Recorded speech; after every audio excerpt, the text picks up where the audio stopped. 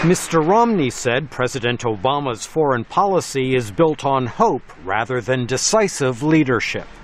But hope is not a strategy. We can't support our friends and defeat our enemies in the Middle East when our words are not backed up by deeds. He pointed to the slaughter in Syria and the deadly attack on the U.S. consulate in Benghazi, Libya. And the responsibility of the president to use America's greatest power to shape history, not to lead from behind, leaving our destiny at the mercy of events. Mr. Romney promised a tougher stance toward Iran if he is elected. I will not hesitate to impose new sanctions on Iran, and will tighten the sanctions we currently have. We must make clear to Iran through actions, not just words, that their nuclear pursuit will not be tolerated. Mr. Romney also promised to preserve U.S. military might and to protect the armed forces from deep spending cuts scheduled to begin next year.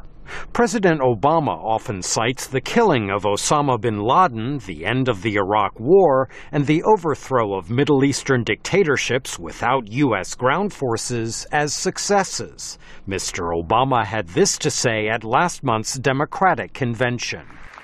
My opponent and his running mate are new to foreign policy. But from all that we've seen and heard, they want to take us back to an era of blustering and blundering that cost America so dearly. An Obama campaign advertisement belittles Mitt Romney's forays into global affairs. When our U.S. diplomats were attacked in Libya, the New York Times said Romney's knee-jerk response showed an extraordinary lack of presidential character. If this is how he handles the world now, just think what Mitt Romney might do as president.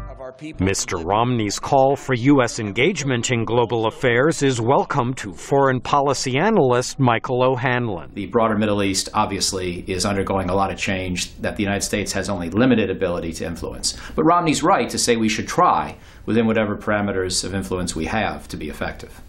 But not all of Mr. Romney's critiques of President Obama's foreign policy ring true to O'Hanlon. It's true that Iran has a lot more enriched uranium than it did 3.5 years ago. Just like it had a lot more enriched uranium at the end of the Bush presidency than at the beginning of the Bush presidency. What Obama's done very well is to develop and tighten sanctions. At a minimum, Mitt Romney is injecting foreign policy and America's role on the world stage into a campaign that, until now, has focused almost entirely on economic issues. Michael Bowman, VOA News, Washington.